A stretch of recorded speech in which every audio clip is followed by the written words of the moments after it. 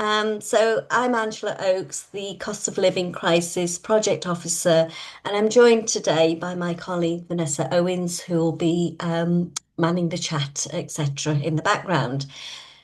So first of all, we're here today because child poverty in Wales is not a background issue. It's a lived reality for far too many families and in our communities. Recent Welsh Government reporting shows that 31% of children in Wales are living in relative income poverty, leaving many unable to afford basic essentials such as food, heating, and clothing. The scale of hardship is starkly visible in food bank use. Across the UK, the Trussell Trust network provided almost 3 million emergency food parcels between April 24 and March 25, with more than 1 million going to children, a rise of nearly 50% for families with children compared to the figures 5 years ago. So in Wales alone, Food Bank distributed close to 83,000 emergency food parcels in just 6 months in 2024. And 1 in 3 of those were provided for children between the ages of 0 and 16. Earlier, Bernardo's Cymrae analysis also found that nearly 20,000 children in Wales received emergency food parcels over a 6-month period, and this ran alongside rising demand for debt and energy advice. So behind these figures are children going without essentials, family making impossible choices between food, heating and rent, and young people growing up with stress and uncertainty that no child should have to face. So to start today's session, we'll show a short video from Save the Children that brings to life what poverty feels like from children's own perspectives, voices that must be heard at the heart of any response. So today is about moving from understanding to action and recognising the very real role that community and town councils can play. While councils do not hold statutory responsibility for child poverty, you are uniquely placed at the heart of your communities with local knowledge, trusted relationships, and the flexibility to identify need and act. Through partnerships, targeted initiatives, and the use of wellbeing powers, councils can make a real difference where it matters most. So following the short video, we'll hear from Marianne Manello, who is the Assistant Director for Policy Support and Advocacy at Play Wales. And she'll be speaking about the vital role play has in children's well-beings, resilience and development, especially during times of hardship. We'll then hear from Mumbles Community Council, Cwmbran Community Council and Llannon Community Council, who will share practical initiatives they've developed locally to support children and families.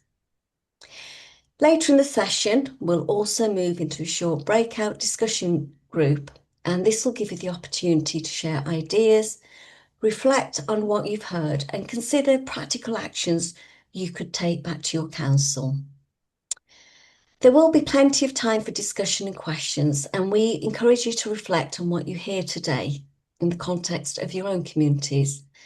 Think about what's already working and what steps your council could take next. So first of all, I'm just going to play a short video which was produced by Save the Children, and hopefully that will give you a starting point for today's webinar. So just bear with me 1 second whilst I set everything up. This is where fingers are crossed and we hope everything works. So just bear with me 1 second.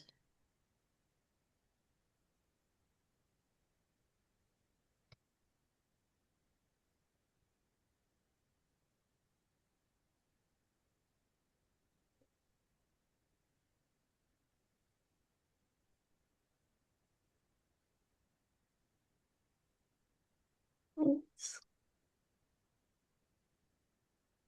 Save the Children's goal in Wales and across the UK is to help families access the money, services, and power needed to end child poverty.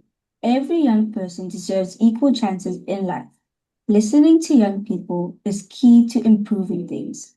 The Power Voice project focused on children and young people living in areas with high levels of poverty, gathering their experiences, hopes, and ideas for the future.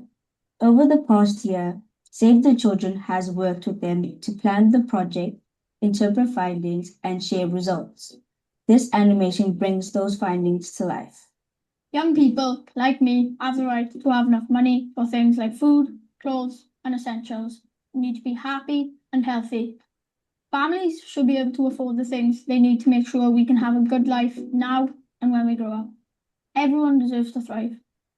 A lot of young people and families struggle because they don't have enough money. It's not just about money for food and basic essentials, though. Poverty also affects everyday life, our relationship with others, the opportunities we get, and even our mental health. You know how sometimes on social media people show off all these fancy things, like the latest clothes or the coolest gadgets? Well, that makes young people like me feel like we must have all those things too. It feels like we're supposed to have lots of money to be successful, but that's not true for everyone. It also makes it harder to have our own big dreams when we're constantly seeing and thinking about how we don't have the same stuff as other people. A lot of young people feel like their opinions and feelings don't matter. We want to be heard and have say in decisions affecting our future. We're smart, have great ideas, and deserve respect. People should really listen when we speak up.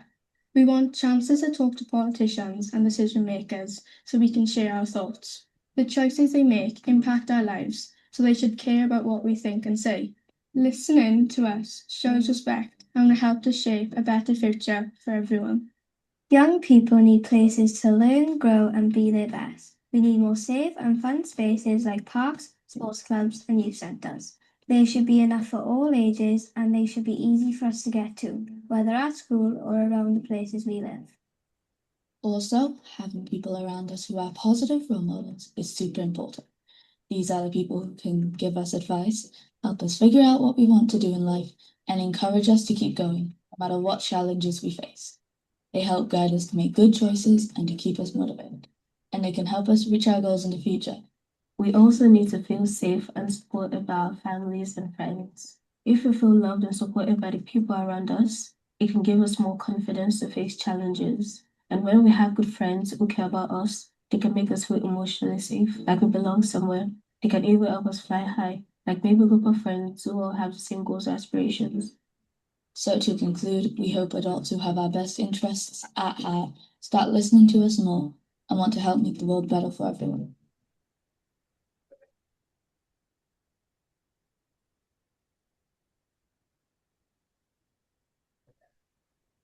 There we go. Quite powerful, wasn't it? Just to hear it from the voices of children themselves. So hopefully that sort of set the scene for today's webinar and given us all something to just reflect on. So if we could hand over to Marianne first of all. So Marianne Manello, Assistant Director for Policy Support and Advocacy at Play Wales. Good morning. Oh, you're on mute, Marianne. Yep. Good morning. Thank you. I'm just getting my slides started. Can you see my title slide, Angela? Okay. Lovely. Diolch. Thank you. Bore da, everyone. Thanks for the opportunity to come and speak. I can see some familiar names and faces. So my colleague Martin and I have been working with Alan on some of his regional forums for town and community councils. So this is a different presentation than the one you might have already heard, although there will be some familiar discussion points. But as Angela said, I am one of the assistant directors at Play Wales, and my work involves policy for play, support for play, and doing my best to be a strong advocate for play wherever children are. If you haven't heard of Play Wales, we are the national charity for children's play. and promote the right to play through raising awareness and promoting good practice and providing advice and guidance across anybody who has a responsibility or an interest in children's play, which is probably just about everybody. And we work towards a future where play is valued for the important, crucial role it has in a healthy and happy childhood. So just thinking back a little bit in terms of your play memory, I'm not going to ask anybody to share this only because I'm mindful of time, and this is something when we go down memory lane, we can spend a long time talking about kind of where we played and how it made us feel. But if you can just hold on to a play memory, kind of where you played when you were younger, what you got up to, who you were with, as we have this discussion about play generally, that's a reasonably good starting point. What we tend to find when we have those opportunities to discuss our opportunities to play, for those of us who grew up in previous generations, which is me, there tend to be some common features that come out, some common feedback that come out from people, and that is that children played intragenerationally, if you like. They played with we played with children of different ages. It was not unusual for 5-year-olds to be playing alongside 9-year-olds on a daily basis. So we had a culture of play in our childhood. We learned from one another. I learned to run because somebody was chasing me. I learned to catch because somebody was throwing something at me, not to me. And I think that will resonate with a lot of people, those sorts of and learning skills. Nobody sat me down to teach me how to play tag or run knock knock ginger or any of those other things that we just watched those. We were resourceful. We used what was to hand to play, blue rope, tarp. Some of you will remember go-karts. And so therefore, because we were resourceful, we could create our own provision. And we played in a range of places. When we have these memories, depending on what sort of area we grew up in, some of us will remember streets, streams, hills, tumps, mountains, etc. And one of the key things that comes out of memories for common play patterns is that we were afforded a lot of freedom. We had time to play. Our days were not filled with lots of structured activities. So those are just kind of to hold on to what we did as children and what the features were. Now, in terms of the evidence around children's play, we have commissioned recently a intense literature review into looking at all of the evidence around children's play. And when you think back to your memories, a lot of this evidence will resonate with you, I'm sure. The evidence reminds us that playing supports children to socialize. When they're interacting with one another, they're developing friendships and attachments, dealing with conflict. So that could be conflict with one another, conflict with neighbors, conflict with space. And they learn respect and tolerance by playing alongside one another. We know how crucial playing is for good health and well-being. When children are playing, they are generally being active or at least less sedentary. And so that helps them obviously with all of their physical development, but emotionally as well. And that therefore contributing to that happiness. Playing supports babies, toddlers, children, and teenagers. And I think it's important to remember that when we're talking about children's play, we are talking right across the age range from children who may be very little and jumping in puddles or having tummy time, right up to the children who are old enough to make their own way to school, etc. Playing in neighborhoods supports children to be part of them. They make connections. It's how we learn about the world around us and develop a sense of identity and belonging to that from a spatial perspective. It's well established how, to what extent playing supports learning and development. So that's in terms of the skills such as problem solving and critical thinking. But the evidence also reminds us that play has a role in building the structures of the brain. So building the structures of the brain contribute to that skill development.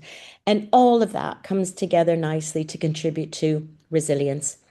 Playing boosts children's emotion regulation. It gives them confidence, creativity, immediate problem solving skills, and perseverance. So they have an immediate sense of being well when they're playing.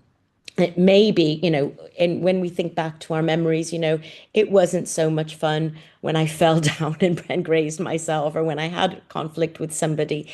But that just gave us some back ability.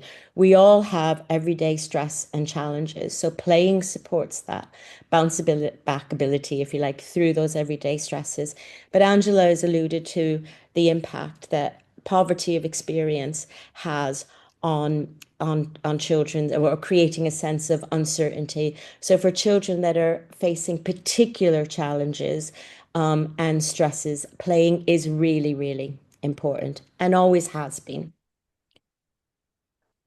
So I'm going to start. Many of you will be aware of the United Nations Convention on the Rights of the Child, and the right to play is actually enshrined in that UN convention. It is the most signed up to human rights treaty in the world. And when the committee that looks after that convention feels that one of the rights isn't well understood, it issues guidance around that. So we have guidance around Article 31 rights. So that's around play and recreation. And also cultural life and the arts. So they're all encapsulated within Article 31. The focus of today's discussion is on play. And we have further guidance called General Comment 17, which raises the accountability and importance of the right to play.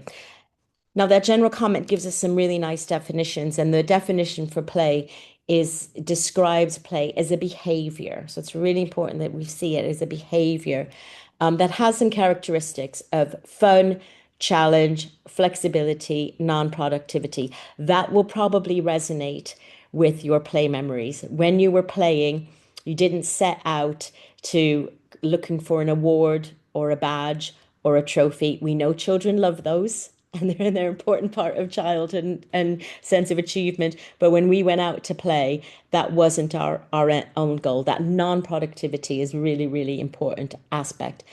The general comment situates play as having an essential component through all the developmental aspects that I already described in the evidence slide previously. But more importantly, I think, is that the general comment reminds us that play is really, really important for children in the here and now, right? It's vital for children to get a sense of having a good childhood. Children know the benefits that playing brings them, but that's not what drives them to play. They don't hang upside down when they're 3 so that they can sit still in a classroom. That helps them ultimately, but that's not what drives them. What drives them is whatever they are imagining that they're doing when they're hanging upside down. When it was me, it was being my sister and I played hairdressers, but that's my play memory, and that's it. So one of the other things the general comment does is it suggests to, or strongly encourages, to be honest, governments to introduce legislation around children's play. And so a bit of context, Wales became the first country to legislate for play. Welsh Government became the first government internationally to legislate through play in 2010 through its Children and Families measure, and produced and then recently refreshed its statutory guidance to local authorities around play sufficiency. So through the play sufficiency duties, Welsh Government encourages, plays to duty on local councils, local authority councils, to make a commitment to work across their policies and departments and with partner organisations to consider how they can work together to ensure that children have enough space, enough time, and are allowed to play. So they recognise that the conditions for children to make the most of their opportunities to play, they need enough time, so it's in a temporal domain, they need good enough space within a spatial domain, and they need to be allowed to play. And relevant partnerships within the guidance are likely to include community and town councils. And I dare say, I'm sure many of you are involved in those local authority play sufficiency assessments to one extent or another, or I certainly hope you are. The most current place efficiency assessments were submitted to Welsh Government in June of 2025. Local authorities undertake a thorough, full assessment of opportunities to play in their area, set out on a template. They produce an executive summary, which must ultimately be published on a local authority website. They produce an annual action plan and then annual progress reports on that action plan in that time in between the triennial place efficiency assessment. So they are submitted every 3 years. And they assess across 9 matters, which I won't go into too much depth in at the moment, well, at all today, because I think for today's discussion, the most crucial or important matters that local authorities assess are population. So that's where they understand where their pockets of deprivation or play deprivation might be. And there is also a matter looking at charges for play provision. So the Children and Families Wales measure, which I mentioned in a few slides earlier, is, you may recall, is Wales legislation around anti-poverty. So it sets play within its anti-poverty legislation, recognizing that that play is a universal offer and that children can have play deprivation regardless of where they live and what their backgrounds are. So there are 9 matters, so very thorough place efficiency assessment, but looking at population and then the charges for play provision. And that may be charges to children, to families, or to providers. That local authorities need to take account of that. So through the place efficiency assessments, Play Wales reviews the 22 local authority place efficiency assessments. So you can probably get a view of what I was doing over the summer. And we've have just recently published our analysis of the 22 local authority place efficiency assessments through a document called the State of Play 2025, which is readily available on the Play Wales website. And looking across those matters and the population theme of the place efficiency assessments, in which matters A, population, and matter E, charges of play provision, are considered, we've identified some key learning points. The cost of living crisis is impacting on the ability to access some opportunity, particularly those with a charge attached to them or where there is equipment required to take part. That children living in more deprived communities often face multi-barriers to play. So this could be limited local provision of space, restrictions on their freedom to play out, or concerns for community safety. The children in rural areas face some distinct challenges as well. So, and for those of you who represent rural councils will be well aware of the distances to formal facilities and opportunities to play, the limited availability of designated spaces for play within smaller settlements, and a higher dependence on informal outdoor environments for play, which we know sound very idyllic, but we also know that that will bring with it some issues around exposure to faster roads, lack of pavements, and limited public transport. And for all children, living in a cost of living crisis creates uncertainty for children, impacting on their well-being. So even if children are maybe seen to me more affluent, children are reporting they are generally one of the more compassionate bits of our species, and the fact that other children are facing poverty and crisis through austerity measures and cost of living creates uncertainty for children. And during times of and immediately following uncertainty, the evidence reminds us that playing helps children to gain a feeling of joy and normality. During the cost of living crisis, for some children there will be a sense of loss. They may have lost their access to an opportunity. They may feel isolated from friends. Playing helps children to overcome that emotional pain and regain control over their lives. It helps children to make meaning of what's happening to them and to experience fun and enjoyment, and offers children an opportunity to explore their own creativity. So in terms of what our experts say, when local authorities asked children about their opportunities to play as part of those statutory play sufficiency assessments through some survey work, and we've analysed data from just under 8,000 children from 16 of the 22 local authorities that provided data to us. And children say that when they have the opportunities to play, playing outside is still their favourite opportunity to play. However, the most commonly reported outdoor place where they play is a garden or their friend's back garden. So that we know that a lot of children, perhaps living in more impoverished areas, may not have access to a private garden. So Play Wales wants to see children being more present in their neighbourhoods, being, in front of houses and so we implore people to look at the community assets around and support ways to help children make the most of those. When we've asked children through that survey about what's good about their places to play, they come back with some very, very simple responses. They like making dens and trees and playing with friends. So children in 2025 still like doing some of the things that you may remember from your own childhood.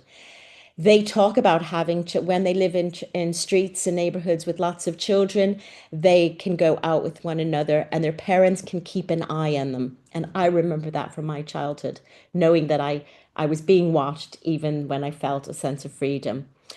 Children report walking around exploring and not getting into trouble. We haven't justified that comment, but I'll take them on their word. And this very, very strong comment that one child has reported that what's good about their favorite place to play is having places to jump and move, and that helps them with their ADHD. So really, really strong comment from a child to say, if you give me opportunities to play, I'm pretty good at being well. I can have 30 minutes, 30 seconds, whatever, of being well. If I have those opportunities, take them away from me and I will struggle. So I'm just going to share with you a few things that I know that play and community and town councils are already doing across Wales. Just to kind of spark some ideas, they are through Cardiff actually I know there's only a few town and community councils there, but on some of the land that they are responsible for, they've worked with the local authority to install right to play signage. And that's just open space that children can play on. There's no designated equipment there. So it's just reminding people in that area that it's okay to play here. When people are new to a community, if they haven't grown up there and there's a bit of open space, they never really know if children are allowed there, who they're going to upset. So it's just a really subtle but important message that children can play there. And you can see that we've got indicators of children playing through hats and scooters and what have you.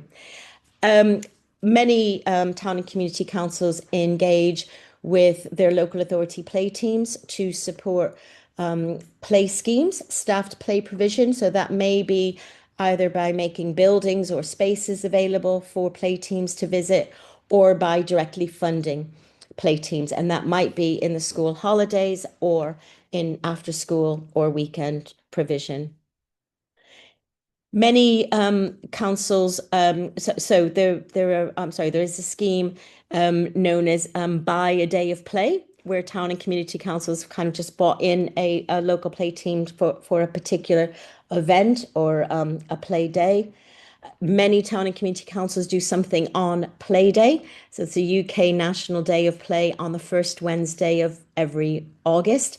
And that might be hosting events in a town and community council, or encouraging local residents to attend a larger event that may be going on in the area.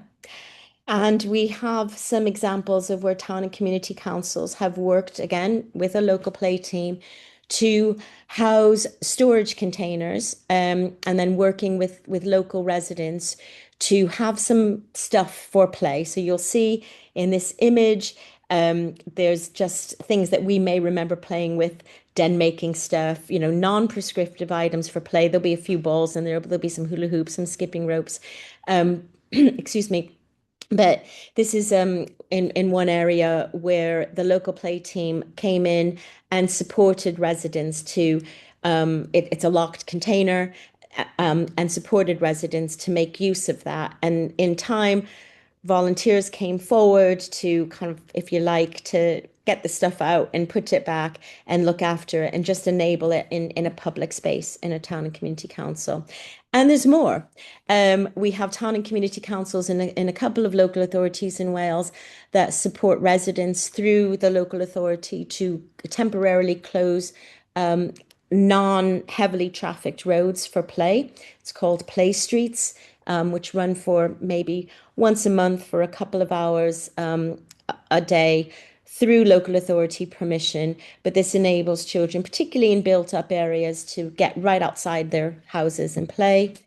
There are town and community councils who have advocated for schools to think about how they make their grounds available for play when the school day ends. And we know that can be very, very important in some of our more, both equally in rural and urban areas, in areas where children don't have private gardens, having access to a space where parents think is a safe place to play, a sanctioned place to play, really supports children to realize their right to play. And that final slide is an example. It's a larger example of the play box. It's called a play shack. And there are those developing across Wales where it'll be a local authority initiative, but town and community councils can get involved either perhaps through some low-level funding to have this store of, these are called loose parts, things that children can play with in their local community. So it can enhance places where there isn't designated play areas. You'll know I haven't talked about play areas, designated play areas, swings and slides in this presentation, because I've come today with an assumption that many of us understand that as an initial and very important opportunity to play. And it's something that many of our town and community councils alongside play schemes are well acquainted with. But I wanted to bring some other examples which are lower cost in a lot of ways of supporting children to play. So we have a range of resources from Play Wales, which might help in some of the things that we've talked about today. There are some toolkits around play spaces. These are all bilingually available on the Play Wales Credit Cymru websites. Some toolkits around play spaces, toolkits around play streets, and a toolkit for schools to consider making their grounds available for play. We've got information sheets, and we've got one particularly aimed at you. It's called a Focus on Play briefing for town and community councils.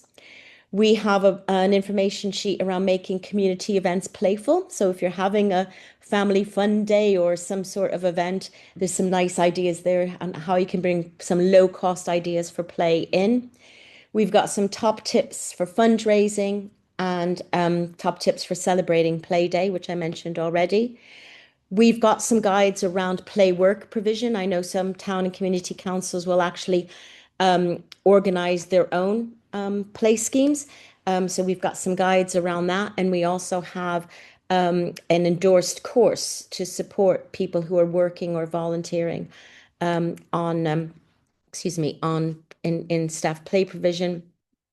And we have a Playful Childhoods website, which is aimed at parents, caregivers, and communities. And it gives information about play ideas, and then ideas to play wider in communities and neighborhood. That's the Playful Childhoods website. To promote play locally, there are some dates for your diary. There is now a UN Day of Play, which is a set day. It's the 11th of June every year. And National Play Day, which is the UK Day for Play, is on the 5th of August this year. So we've got an International Day of Play. It falls on a school day if you're a school governor. ask your schools what they're doing for International Day of Play. I know many of you will have lots and lots of hats. And if you're interested in highlighting play, and it doesn't have to be an event. If you have social media pages, you may just want to share information about play. And you know, just wanted to end with reminding ourselves that you, as as Angela has already said, you are crucial in supporting children at local level. You can ensure that play needs are considered in local plans. We can connect you with your local authority play development team or similar. Not every local authority has a team, but there will be somebody with responsibility for play. We can connect you with them and other and third sector play organizations. You can organize an event. You can work with the local school community to consider that as a community asset.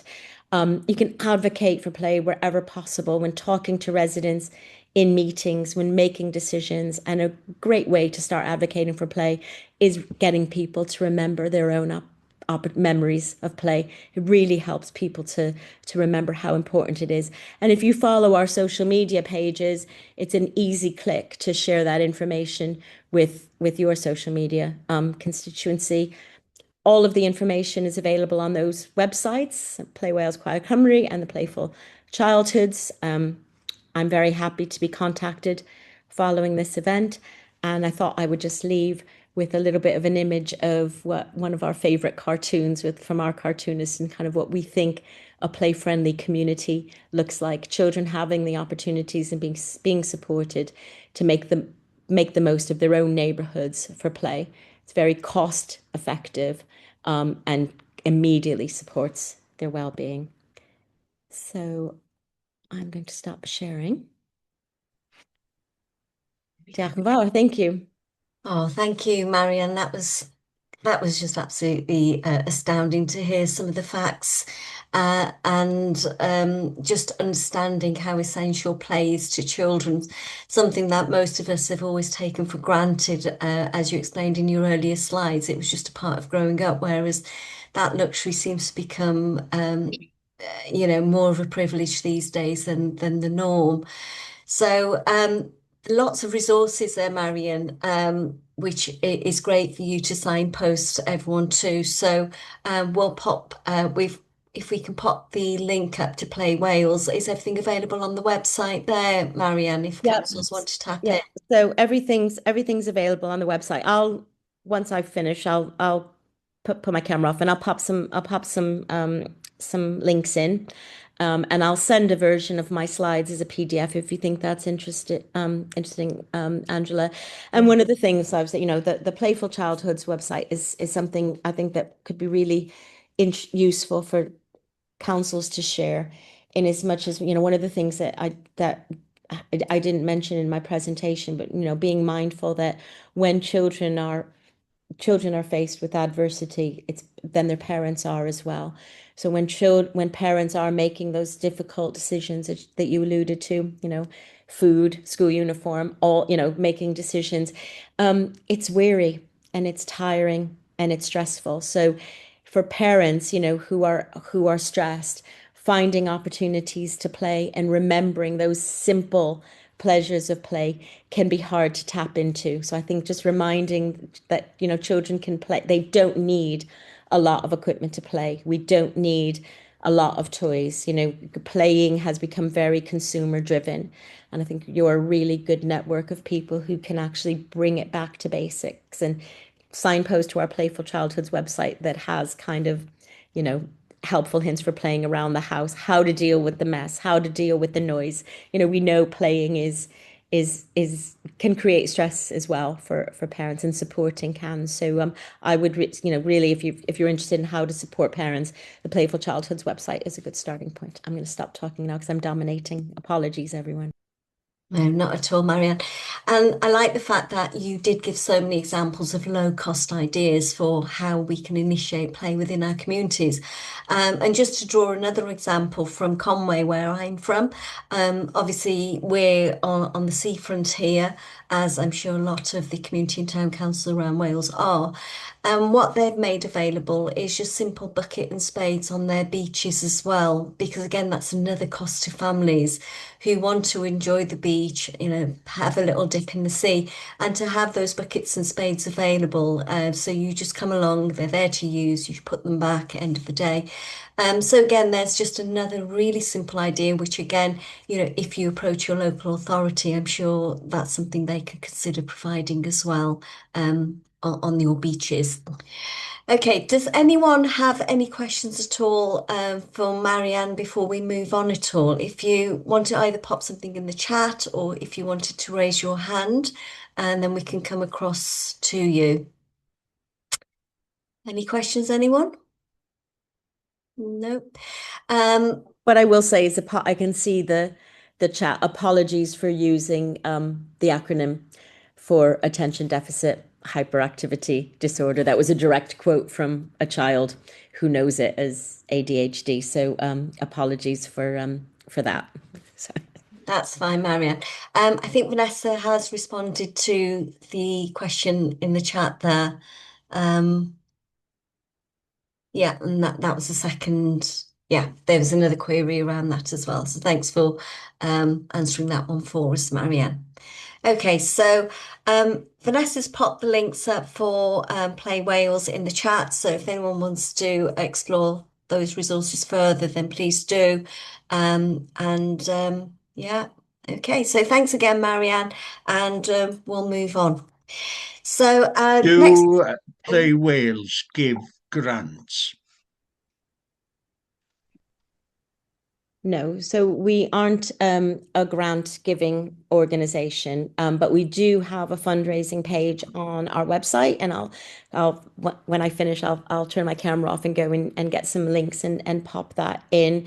There's a fundraising page on the website, and I suppose the other thing I want to say is what's important to remember is local authorities aren't laden with cash either. We're encouraging people to work within their partnerships. So if there is some, but they will have pockets of money, and so will third sector organizations. But no, we aren't a grant giving organization, but we do try to signpost people.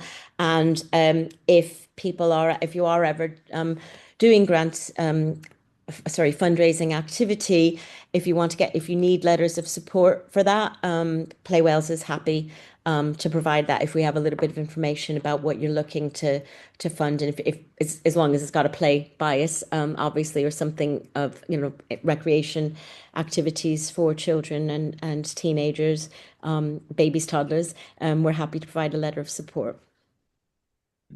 Okay. That's great, Marion, and that's an interesting point as well, isn't it? As with all funding, it's always great to have some sort of backup to that as well. So definitely well worth thinking about if you are organising any play events. Okay, let's just so Marianne's just popped some links in the chat as well for anyone who wants to explore those further. Okay, any more questions before we move on? Okay, lovely.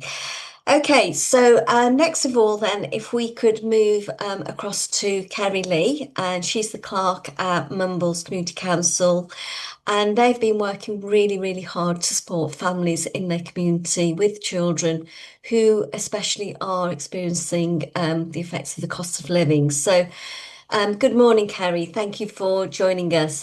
So if I could just hand over to you just to give us a brief overview of the activities that are happening there at Mumbles. Yep, no problem. Thanks, Angela. Thank you for having me. Morning, everybody. Hope you're all okay.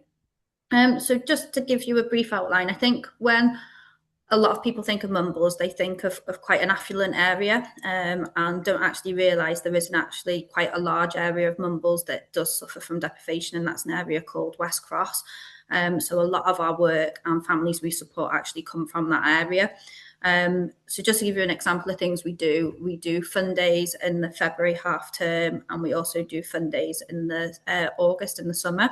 And we try to split them across the 4 wards in Mumbles. So last year, quite a feat over the whole week of the half term, we managed to provide some form of fun day play package with free activities and free lunches across the whole of Mumbles in that week. So in that week, we supported 400 families with free lunches in that week. Then in August of that year, of 2025, we also done the Family Fun Days. Again, that was one a week over the summer holiday, so they were spread out. We linked in with other organisations to see what they were putting on, and then we advertised where there was activities that we were providing along with others. And in August, we supported 1,084 families with free food and free activities. So it's grown a lot. From when I started in 2023, it was only 713 families that we were supporting by providing free food and activities along that sense. This year, we've tried to do things a little bit differently for February. We are facing a staffing issue at the moment in Mumbles Community Council, so don't have the staffing capability to be able to deliver the fun days. So we approached Swansea Council for funding to provide breakfast clubs. They provided me with the funding to provide the breakfast, but didn't provide me with any funding to provide the actual breakfast clubs. So we've had to think a little bit on our feet in regards to this. So we've got very good relationships with the 7 primary schools in Mumbles. So we reached out to them and said, we've been given funding to provide breakfasts across the whole week of half term in February, which is next week. Do you have families that you would be able to provide us, not their details, but just provide us with the amount of families that you know would need support with that type of initiative? So we've had a list back, and we're actually now supporting next week 46 families to provide breakfast every single day next week, every single day next week for the children and themselves and their families that are obviously suffering from the cost of living initiative. A couple of ideas that we've got in the work at the moment as well. We also have what's called a boot room up at Underhill Hub. And the boot room is basically a sustainability stroke cost of living initiative where, as you know, people who've got children, their children will grow quite quickly. So they may buy football boots that cost quite a lot of money, or football kit. And when they outgrow them, if they're in good condition, instead of taking them to a charity shop, they can bring them to the boot room, and then a child who can't afford to buy new boots can come and take something out of the boot room. So we're actually looking to extend that into school uniforms as well. It's an initiative we're currently working on in the background. So we're trying to do a lot to support obviously families in our area. It is a lot of work. There's a lot of time and effort. We're very lucky that we have good links with the schools. So when we also do our fun days in the summer and at the half term, because the weather can be a bit difficult to predict what's going to happen, we generally tend to do them indoors. But then the summer fun days, we use green spaces within Mumbles that many people might not know about. So, for example, in Mumbles, you've got Oystermouth Castle, you've got woods on the back of that, and then there's a big, massive green space there. So we will put something on there. Last year, we went up into Klein Gardens, and we had over 600 families turn up for a 2-hour fun day. So they are growing quite big. So this year now we're looking at different ways we can manage this. And one of the things that we're potentially looking at once all the boundary changes have been sorted is whether we can cluster with other local councils by us to provide more fun days, because we're becoming more aware that people are coming from outside of our community as well, and we're supporting those families as well. So there's quite a lot of work that we do. I'm pretty sure I've missed something, but if I have, just give me a shout, because you guys know a lot of the stuff that we've done, and I'm happy to answer any questions from anybody. Thanks, Kerry. Again, some really astounding figures there of the number of people who are actually needing the support that you provide there at Mumbles. And I think one of the important points to take from your presentation there, Kerry, was the fact that on face value, Mumbles seems like an affluent area, and that maybe that need isn't there. So, and we hear this time and time again. We speak to councils who don't provide facilities, and their general view is we don't need it here because people are all right. It's a wealthy area. Well, it may be, but when we scratch under the surface, you may see a different picture. So it's really important to understand what's happening within your communities if you haven't already gone out there to seek that knowledge as part of any consultations that take place. It's worth asking those questions just to find out whether or not there is a need within your communities, and then obviously you can go on to support those. So well done, Kerry. Gosh, it sounds like you guys have been working extremely hard. Great plans for the half term as well. Breakfast again is such an important part of a child's life.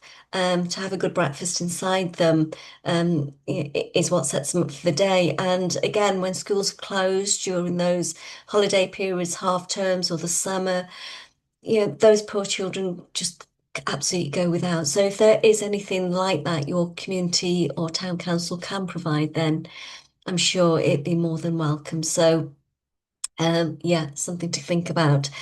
Has anyone got any questions? Yeah, I've got Danny there. Thanks, Danny. Do you want to come on in? Yeah, just a couple of questions, if possible, for Kerry. One, I mean, there are a lot of families there. How do you know how many of those, because you say you give in for those that need, how do you know that those that come actually do need? And you say you've got people coming from outside the area. So are they being brought in by the parents? Because events like this do tend to grow themselves anyway. And one question about the breakfast clubs. Where are you providing breakfast? What exactly are you providing? Okay, so no problem. So the first question, and this is something that obviously I've been in discussion with my counsellor now. We ask people to register with us for the family fun days. So when they, prior to attending, they will register with us. So this is how we know how many lunches that we've got to provide for. So we either go down the route of providing a healthy lunch, or at one of the fun days we've done pizzas, one of the fun days we've done sausage and chips. So there's different types of food that we provide because we've tried to make it so it's not always a nutritious meal. It can be something that a family might not be able to afford to give their children in the half term. As we've seen this grow and grow and grow, this is a question that we've started to ask ourselves. How are we ensuring that we are providing to the families that are those ones that are in need? And that's why we've taken a different approach for February half term this year now. And as I said, we've got very good links with all the schools. So we've contacted them, we've worked with them. They've identified the families. They have then given us the number of the families. And unfortunately, as I mentioned earlier, we're in a bit of a staffing crisis at the moment. So we couldn't pull off our plans to actually host a breakfast club. We've got 2 venues in Mumbles. We've got the Ostream Centre, which is the building that we're based in, which has got a huge hall on it. And the idea was to provide the breakfast club in there. And then we've also got Underhill Hub, which is a massive sports facility that's got 2 rugby pitches, 2 cricket pitches, football pitches, an AWP, a children's play area, and a big cafe on it. So we were looking at going in between those 2 venues. What we've actually done this time to ensure that we can still support the families, we've linked in with, they're called the Linden Red Centre, and they had funding from Swansea City Council to do a similar initiative to us. So we've linked in with them, and between them and us, we've supported 46 families by giving them, we have purchased gift vouchers for Tesco's so they can go and buy the food they need for their families.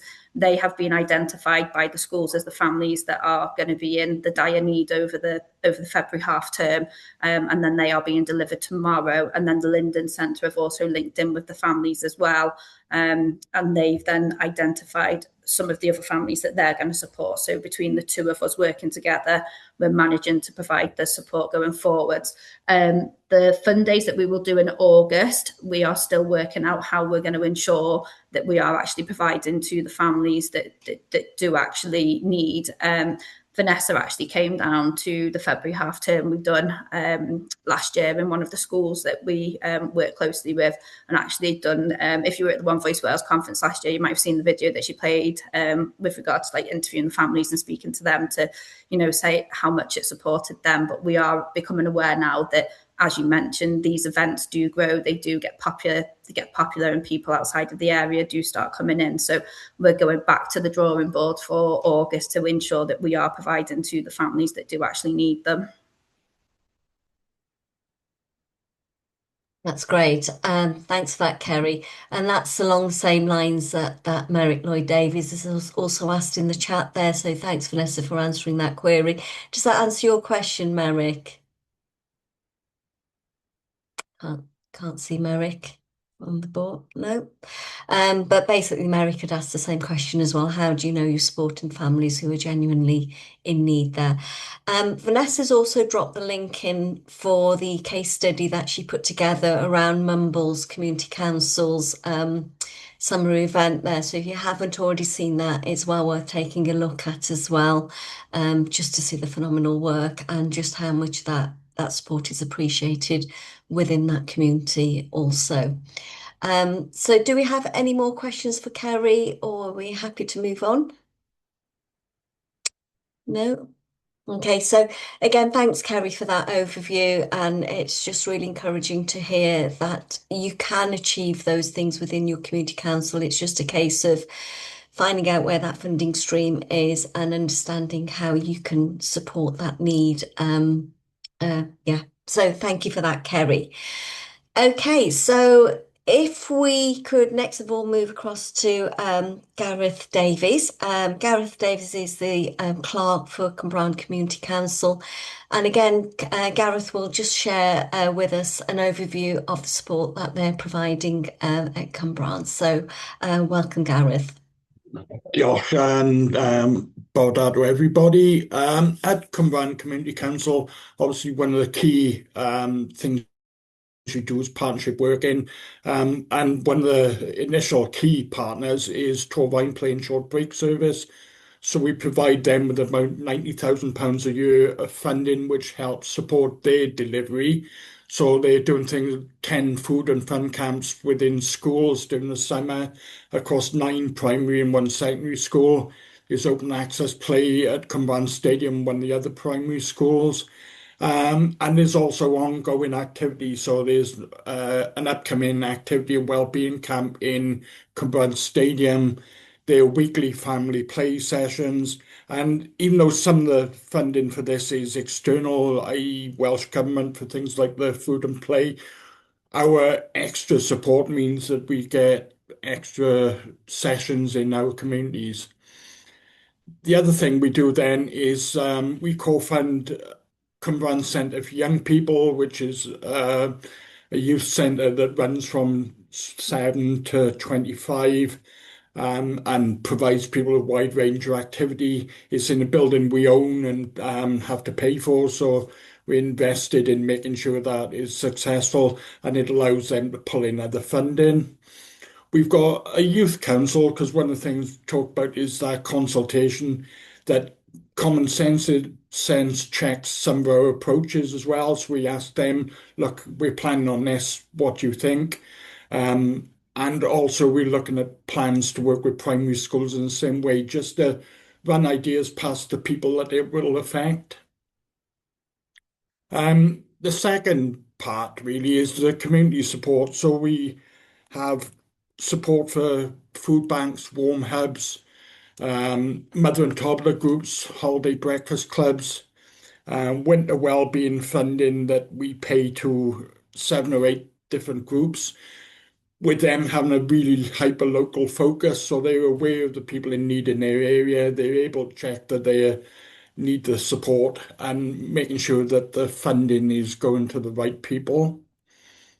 We funded hampers for over 100 families at Christmas, and those again were identified by schools and local charities as needing extra support. But again, that was delivered through Thornhill for You, which is one of our local community hubs. And I think, we are a relatively small staff team, even though we are one of the bigger town councils. But working with other organisations, working with organisations who are embedded in the community is really important to us.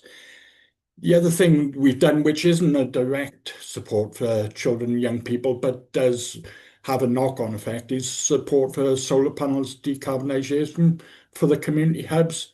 so that they're spending less money on electricity and gas and more money on delivery.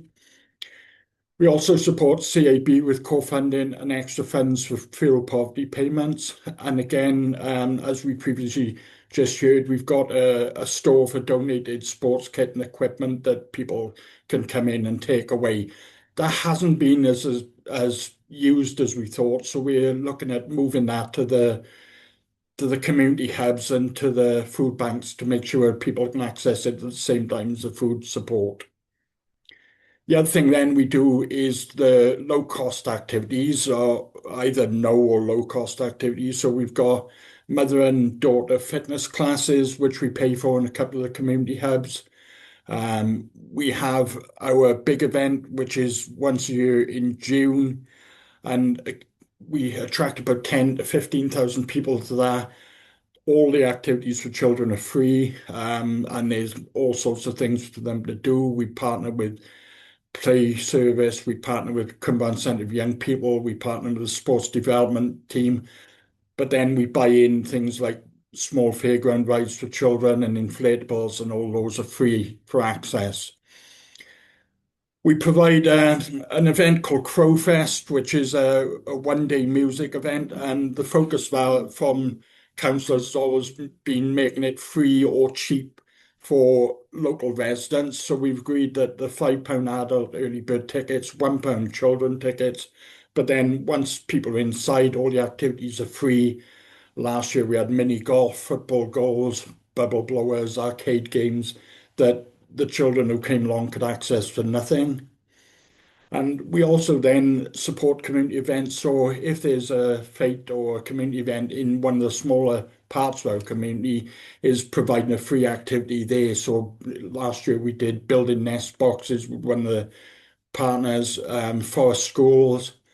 And it's about making sure we're embedded in the community, but listening to what the community wants and letting them deliver what the community needs.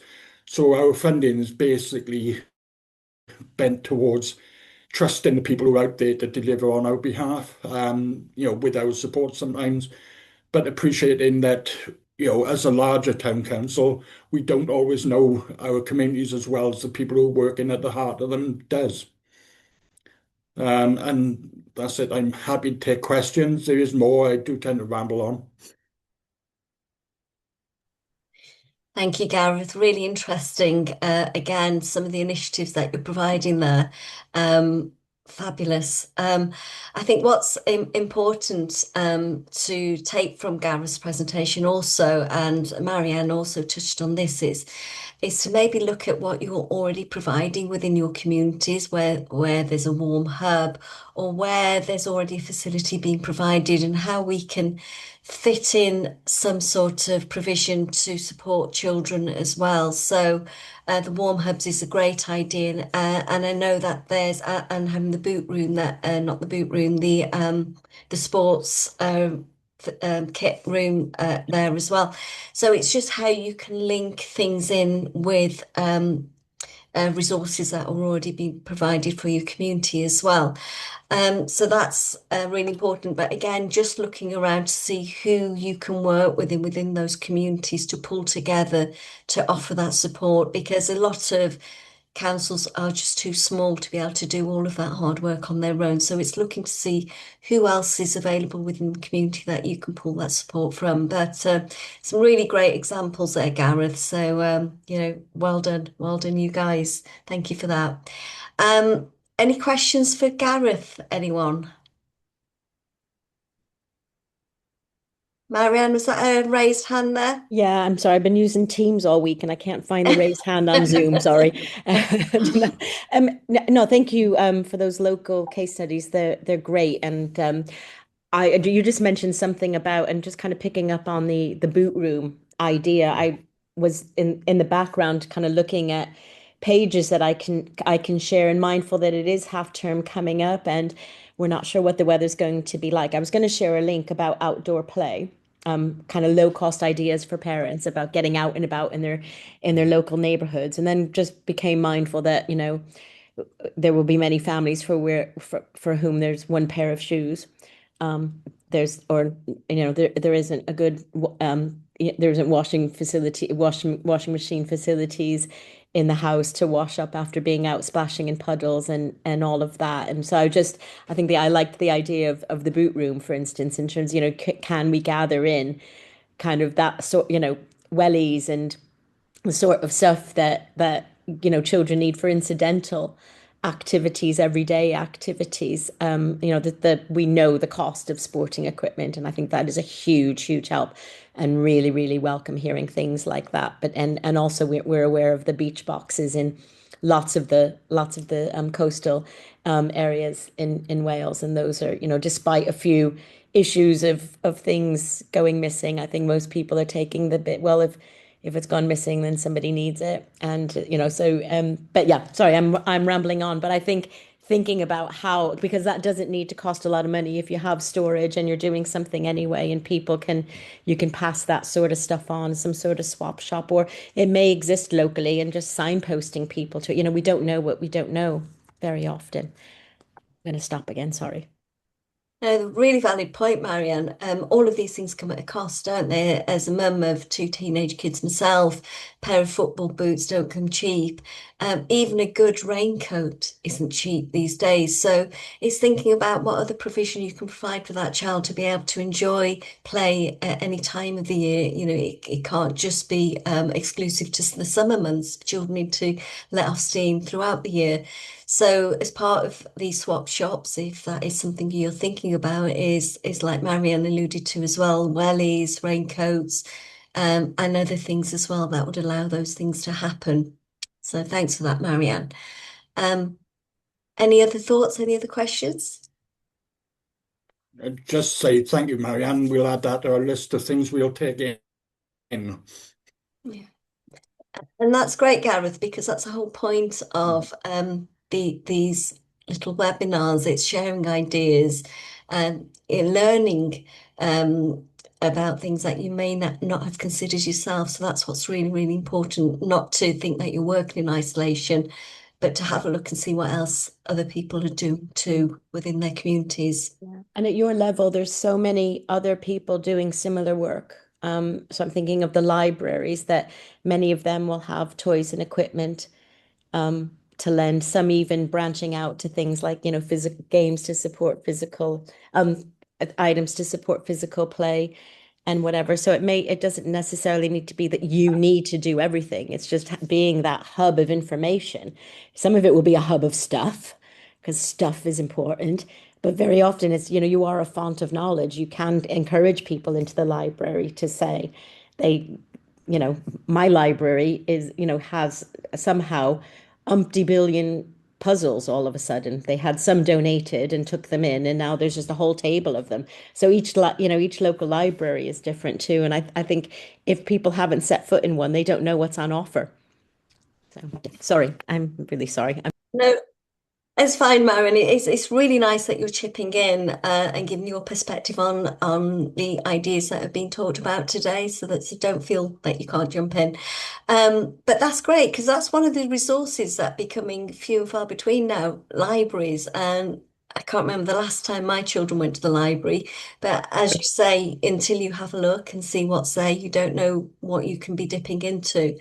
And just something else I wanted to touch on very briefly is the warm hubs as well. So many councils already run their warm hubs. But something to think about is the time of when you run your warm hub as well. Generally, quite a few of them tend to be during the daytime to support maybe the elderly. But think about a warm hub around tea time when the children are coming out of school. So again, it's an ideal time, not just to enjoy the warmth of that hub for a couple of hours, to maybe have a little snack, but also to have a few puzzles available, a little bit of Lego, just to have that interaction. So again, think about when you might want to host your warm hubs as well, and how that can incorporate with how children can become involved in those activities too. Lauren, you've got your hand raised there. Do you want to come in?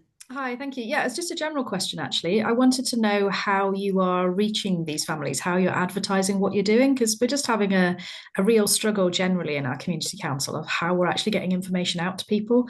So we have Facebook, We have notice boards, and we have a website, but we don't really know who's seeing it and the best way to reach people. Okay.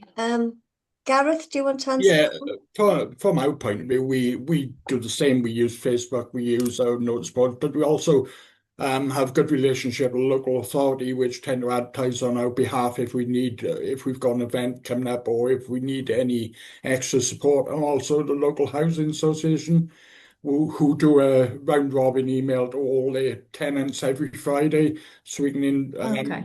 put information into that as well. Yeah, that's good. That's really helpful. Thank you.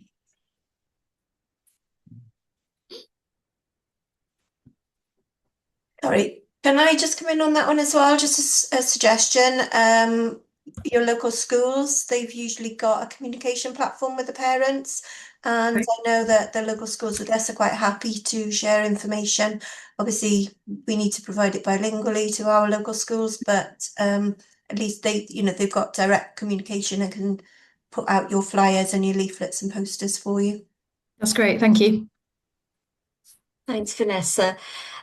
Kerry Anley has also popped a little comment there in the chat, so thanks for that, Kerry. We also have Mumbles Crop Collective, which is teaching families to grow their own food. We have just secured funding to extend this so we can grow more, which will then go into our food bank so that there is fresh food in the food bank. So yeah, brilliant. Because it all starts with good food, doesn't it? So so that's a great idea.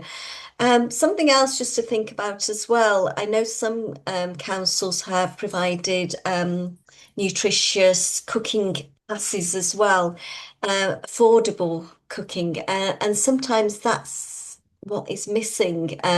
It's parents who don't necessarily know the basics of how to put a nutritious meal that's affordable on the table.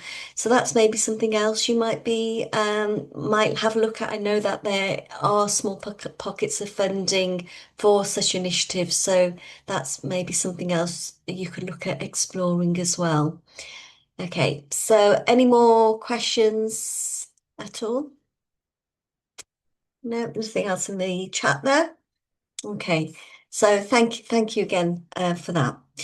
So finally, if we could move across to Kelly Lewis Bennett, and Kerry is the Community Engagement Officer at Clannon Community Council, and again, she'll just share an overview of some of the initiatives that they are providing to support families in their community. Welcome, Kelly. Hi, thanks for having me. So I'm just going to talk to you about our initiatives during half term. Again, they're similar to other councils. We do breakfast clubs. We do a range of activities for children in the ward to enjoy during half terms. So our breakfast clubs was created to support families during the school holidays, similar to everyone else. Obviously, children in Wales now receive free breakfast and meals in schools, but we wanted to provide that further support to ensure no children go hungry during the half term. We also wanted it to integrate with other health and wellbeing initiatives during half terms, and by providing them for free, ensures we're able to eliminate stigma and feelings of embarrassment surrounding living in poverty. That's something a lot of our residents come in and say they feel sometimes embarrassed to come and use these initiatives, and that has a knock-on effect then to their children. So it doesn't matter whether you work, whether you're experiencing hardship, everyone, so long as they live in our ward or work in our ward, then they are more than welcome to attend our initiatives for free. Our initiatives are self-funded by the Community Council, and we're fortunate to receive donations from local businesses at times. I mean, for example, we received a donation of bacon last summer for our breakfast clubs. Breakfast clubs are well attended generally. We're likely to see between 20 and 25 families a day, every day throughout the holidays. Some will dip in and out, some are regulars. You can clearly identify those who are in need and those who use it as a social aspect. That's another thing. They prevent isolation, especially during the holidays, and that's been a big topic for some of the children in our community. We provide activities such as arts and crafts at breakfast clubs, Lego. Again, it's a good opportunity to socialise with friends and families. It's about the relationships it builds, and our initiatives are heavily supported by volunteers. And that's really important to us because it gives our volunteers, people who have retired maybe, still gives them a purpose to have a role within the community and to provide that extra support to anyone who needs it. And they're very much the heart of our community. We could not manage without our volunteers. Our activities, we're fortunate to have employed 2 sports coaches. So they handle the majority of the sports and activity sides of things, although we do bring other businesses in. People like Scott Artis, who does cartoons. He helps the children draw cartoons. We've had Rugsy in from Sais, and he's done cooking and songwriting. What else? Dre Tut, which is role play. And again, these are all self-funded by the Community Council. What else? Advertising. So all of our provisions are advertised on our social media platforms. We use Facebook generally. Last summer, our Facebook data, we peaked at over 80,000 views. And that helped increase our online profile, and it helped reach more people. The locations, we tend to hold breakfast clubs and activities in both our community hall and the Cwtch. So the Cwtch is a social supermarket. So by holding our breakfast clubs at the Cwtch, it helps increase that membership as well. So the way the Cwtch works with us is families will come up, they sign up for their membership. They'll come in once a week to do their shopping. They pay £3 for their shop. Well, they pay a donation of £3. Some families may not be able to afford to pay, and that's completely fine. We then give them food parcels. They'll come in and everything is pointed, so they can pick what they want then, and they get a set number of points and they pick what they want for their points. Christmas holidays, we were really aware that it might be challenging to be able to provide breakfast clubs over the Christmas period. So we created a Survey Monkey so that it would help us to deliver breakfast packs to those who were in need. We listed a variety of breakfast options on there. They picked what they wanted, sent the surveys back to us, and then collected them. I think it was the Friday before Christmas, and we sent out about 30 parcels.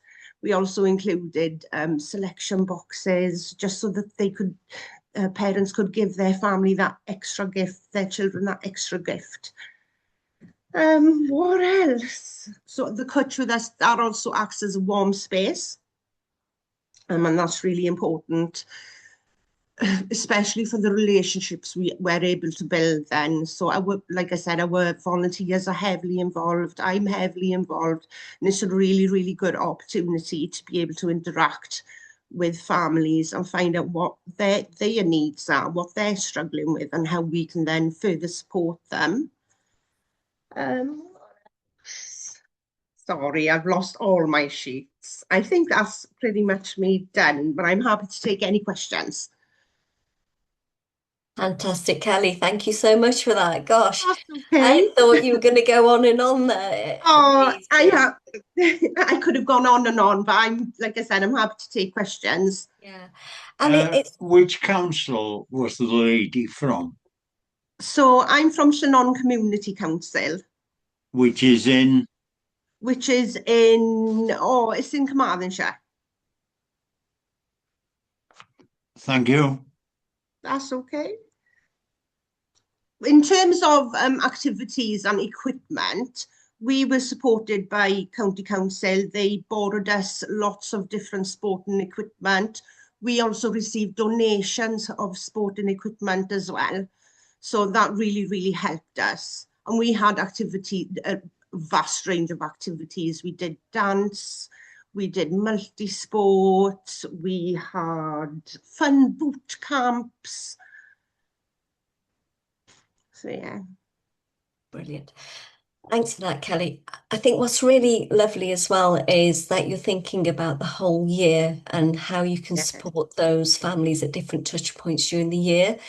Obviously, we all think about school holidays, summer holidays especially, but Christmas is an especially testing time for many, many families as well. Not having that gift to give the child, or that, like you say, that extra bit of chocolate or whatever it might be. And we did run a webinar just before Christmas around supporting families at Christmas. So if you didn't join that, it's worth having a look back at the recording, because there was some great ideas that popped in there as well, how families can support, how councils can support families with children around those different touch points too. What I especially liked in your presentation there, Kelly, was the acknowledgement that people do feel a stigma when it comes to using the resources that are provided for them by councils, and how you overcome them. And we hear this over and over again. Very often it's with food banks. People are in absolute dire straits, but they would just refuse to go to food bank because it's a small rural town and everyone knows everyone, and they don't want to take that shame, that embarrassment of having to go along to one of these facilities. So I think it's really important not to make people feel that they're being judged, to make those environments welcoming, to make them open, so that, it's available to everyone. And there will be some people who haven't got the need as much as others, but on the whole, it will be the people who are requiring that support who will be turning up to those events.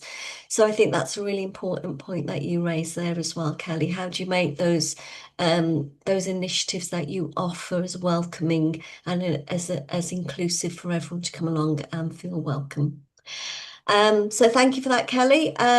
Oh, Anne, you've got your hand raised there. Would you like to come in, Anne? Are you able to unmute yourself? There we go. Yeah, I'm involved with the food bank as well as the council, and we were very aware, being a very small town, we were particularly aware of the issue of feeling that there was a need and that people weren't coming forward.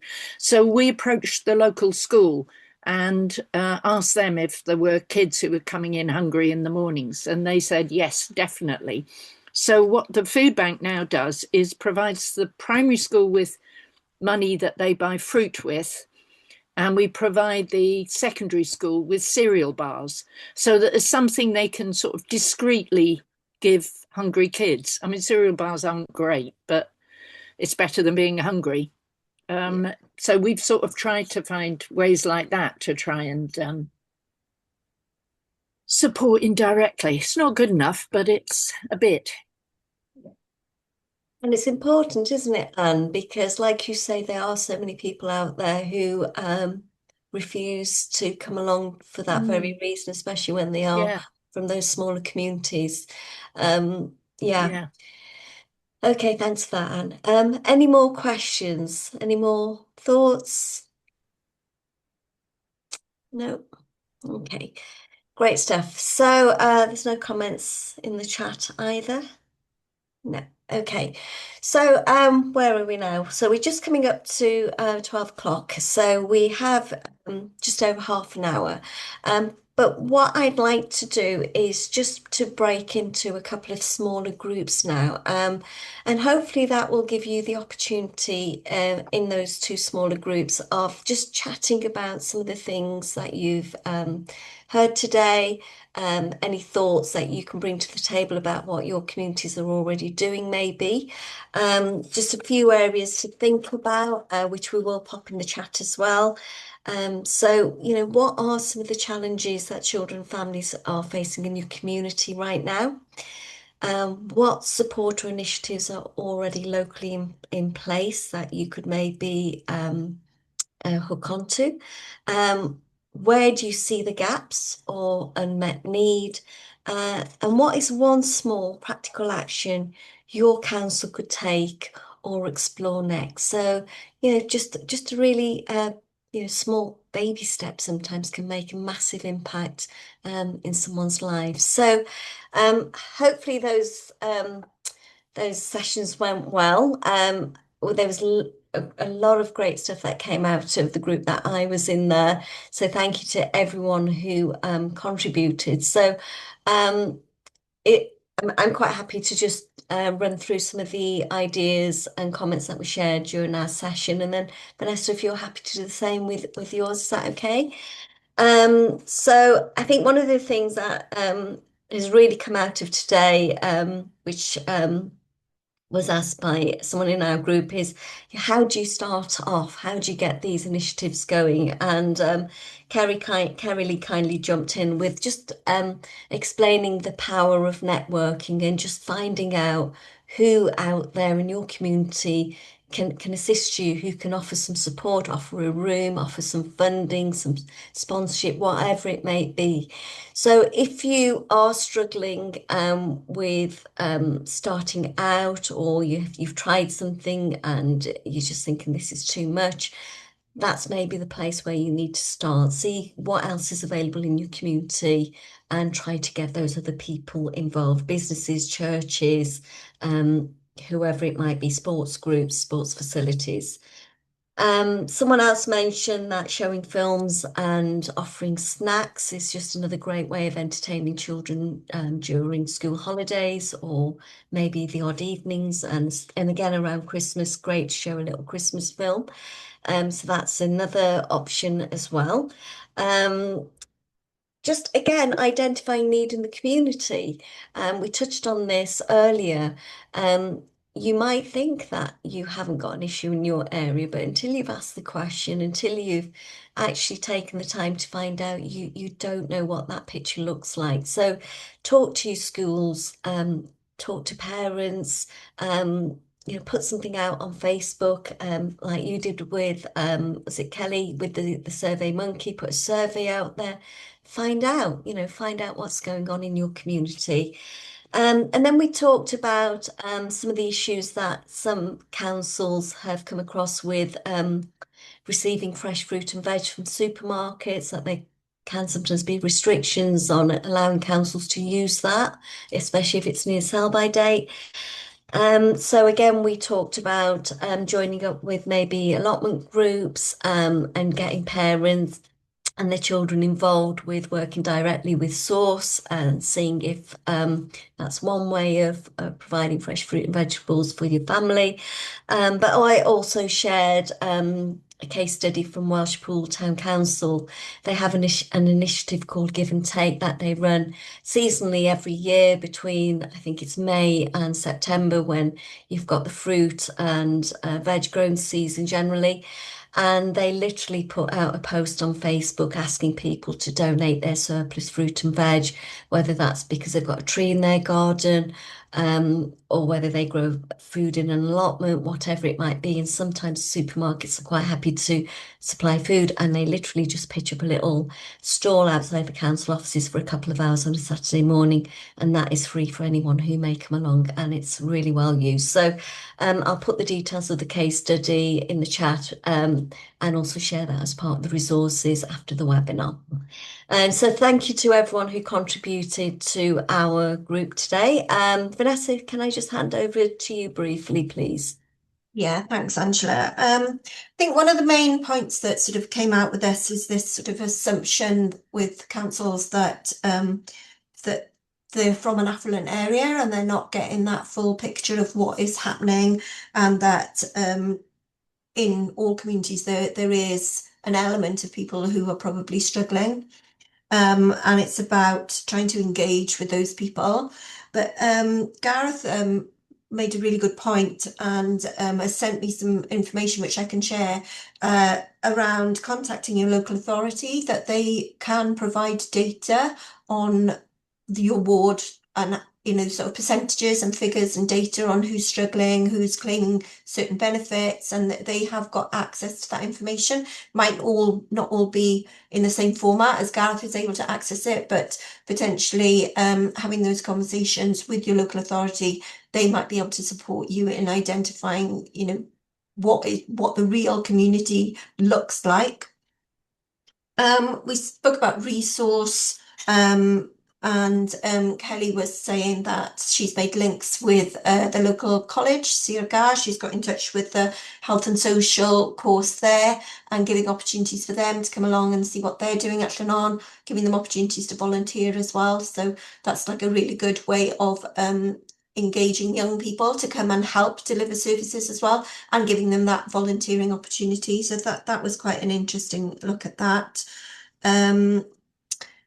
Lauren brought up about transport links, like putting on these events.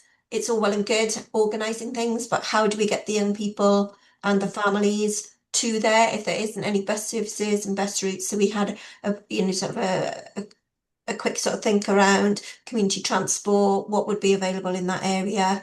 Obviously some areas community transport's better than others, but it's having that sort of mindset on looking how you're going to organise it and how people are going to access it and what those barriers are, maybe sort of breaking down those barriers first before organising an event.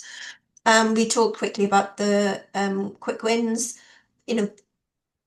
clothes swap, such an easy thing to set up, low cost for the community, for the councils, and low cost, big impact for families.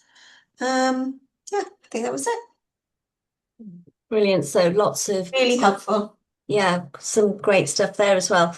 As part of the resources pack, we'll just give a few sort of pointers to the discussions that took place in those breakout groups, just in case there's anything that you've missed and you wanted the extra information on as well. So what an interesting session. I've learned a lot, some great information that's come through from Marianne from Play Wales, and obviously the three councils who've joined us today. As I say, I've learned a lot, and we will be popping some links up for any of the organisations that were signposted during the webinar. So as we come to the end of today's session, thanks again to all our speakers for sharing their insight, their experience, and practical examples. Thank you all for taking the time to engage in this important discussion, and we hope it has been of benefit. What we've heard today highlights that while child poverty is complex, there are meaningful actions that can be taken locally, and we've heard lots of examples of that today. Community and town councils may not be able to solve child poverty alone, but you do play a vital role through partnership working, through local knowledge and practical initiatives that help reduce the impact of poverty on children and families, but can have a massive impact, as we've heard today. So we encourage you to take what you've heard back to your councils, continue the conversation locally and consider what's realistic and what are the achievable steps you could make to make a difference in your communities. Like we've said today, it could be something really, really small, but if that makes a difference to even one child's life, then it was worth doing. Thanks again for your time and for the work you continue to do to support children and families across Wales.